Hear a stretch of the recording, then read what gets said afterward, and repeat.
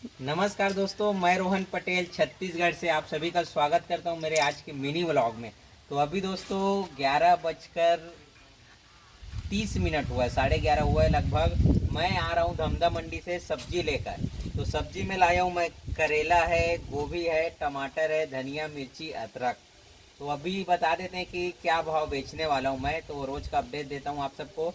तो टमाटर दोस्तों आज 30 रुपये किलो बेचेंगे, गोभी बेचेंगे 40 रुपये, 50 रुपये किलो, करेला भी 50 रुपये किलो। और धनिया मिर्ची तो आप सबको पता है 10 रुपये 5 रुपये का देते। मिर्ची बेचेंगे 15 रुपये पाव। और बाकी सब्जी का बात करें तो गंवार है मेरे पास, उसको 15 रुपये पाव बेचेंगे। और क्या सब्जी भाभी घर में, गंवार के अलावा एक और सब्जी रखा हुआ है मेरे पास, याद नहीं आ रहा है।